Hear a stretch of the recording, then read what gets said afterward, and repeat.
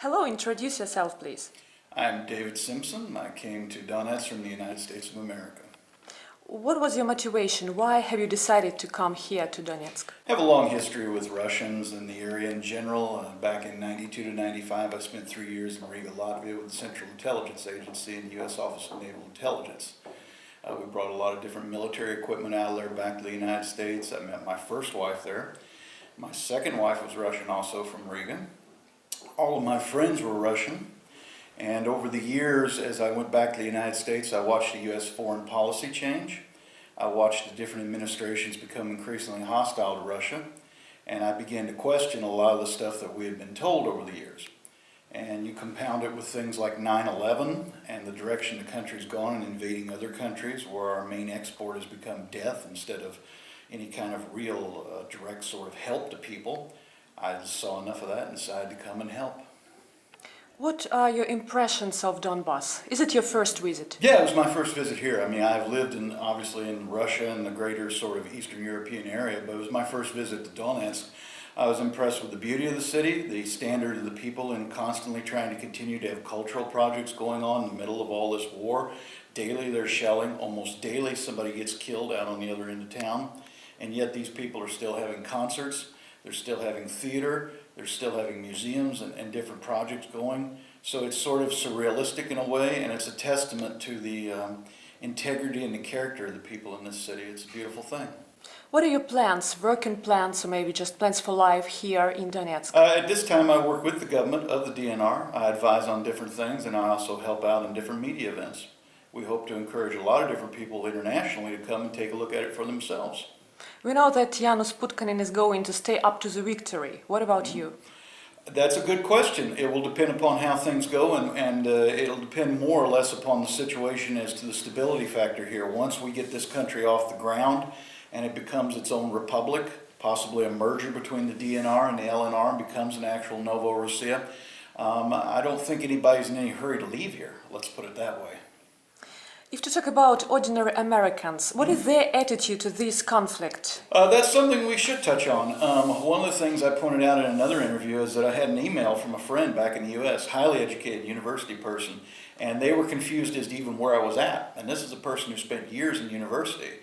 And I explained, I said, these are the same people we knew years ago that were, friends and family, and now they're being killed, maimed, and bombed.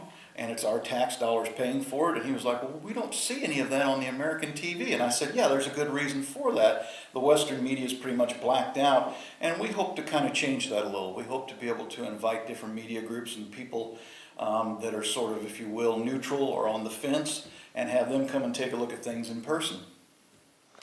And if to talk about mass media, I've heard one rumor that a lot of journalists something like offered to work very tightly in cooperation with the CIA. Yeah, absolutely. Central Intelligence Agency has for a long time. You can actually go back and find archived media interviews with people from CBS and different networks where they've admitted that they had a standing relationship with the CIA, and that the CIA tends to steer them in directions with news events in the if you will, sort of the slant that they want to hear.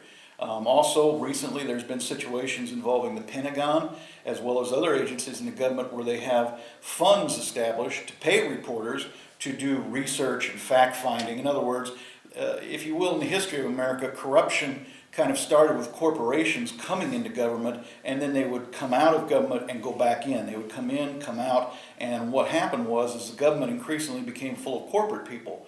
Well, what's happened now is that the government's figured out, well, if we give people money for research and for fact-finding, we can kind of buy the opinion we want. And that's what they've been doing actively the last maybe 2 decades. Are there any alternative medias, and is it possible for these people to be heard? Yeah, absolutely. It's your last chance, to be honest with you, because there's already slow steps being taken to restrict internet freedom. They look at people who understand what's going on nowadays as radicalized or a threat to the establishment. And so what they try to do now is take, if you will, baby steps to the idea that, well, we need to restrict the net. At first, what it'll be, to my mind, as somebody who would look at it analytically, is that they'll say, well, okay, anything coming out of Eastern Europe or Donbas, Americans really don't need to know about. Let's just cut that off.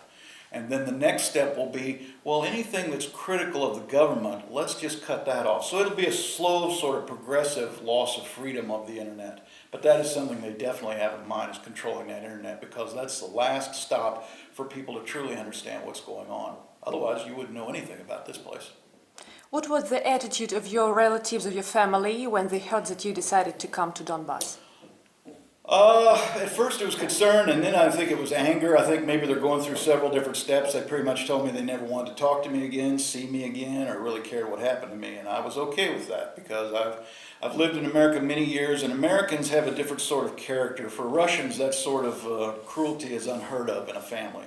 Americans, though, are pretty much sort of raised from birth to be very violent, very independent, and it didn't really surprise me. Is it possible for you to come back to the United States, and will you be somehow punished? Yeah, I would. If I go back to the U.S., they would consider me a terrorist and put me in jail for 25 years. Oh, so it's no way out, as I can see. No, I'm not going back to the U.S. I'm not going back to the U.S. I love Russia very much. When I came through, they knew who I was. They knew where I worked many years ago. They were very happy to see me. It was like coming home to family, and it was always that way back then. And when I lived in the U.S., one of the problems I had with the government was when I went for federal employment, I could never get a security clearance because I knew so many Russians. And I even had an investigator one time say to me, maybe you should go back to Russia and apply for a job there. And when I came through Moscow and on the way here, that was the impression I got, is that my life would have been a lot different if I would have, as they said, come home 25 years ago.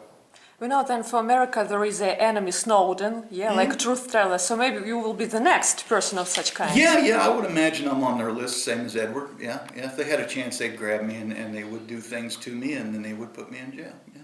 So you're in a good company. Truth tellers for America. Yeah, I look at it that way. I look at it the way I looked at it was I added my life up, and I said to myself, you can either sit here and watch this every day of your life and die inside a little bit slowly, watching kids blown up. I remember their names. I remember Christina and Gorlovka. I remember Ina Kukuruza in Lugansk. I remember looking into her eyes on video as she was dying.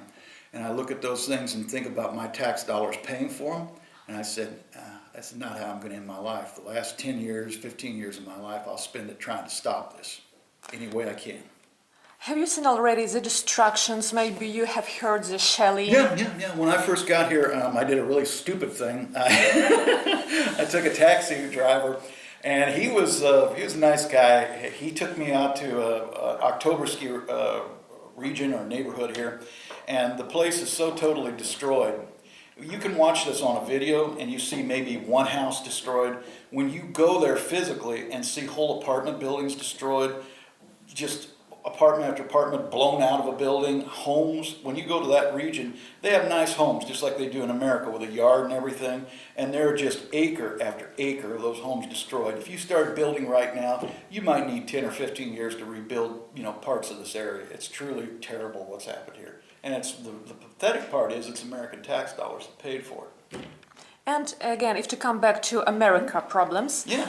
In your opinion, who will be the next president, and will anything change for the Russian? What do you That think? will depend. If America doesn't back off on Russia, America may not be America a whole hell of a lot longer. Russia and China are sort of tied together in an alliance called the BRICS. And Americans don't understand this. When I say BRICS, there's going to be a lot of people watch your video and be totally clueless as to who the BRICS are. It's an alliance between a number of countries, and they're very tight and they're very close. They're economically linked, and they're also security linked. And many of these people are nuclear armed. And the more America pushes on Russia, the more problematic it's becoming for America in the long term. The business model of exporting death and destruction and going from country to country with regime change is not going to win you any friends. It's not going to prolong your empire either. If you don't back up and change your policy, you're not going to have a country. It's that simple. There's a lot of people that are going to make moves so that you no longer have an America the way you recognize it now. Okay, Dave, thank you very much, and I wish you to have a nice stay here in Donbas. Thank you.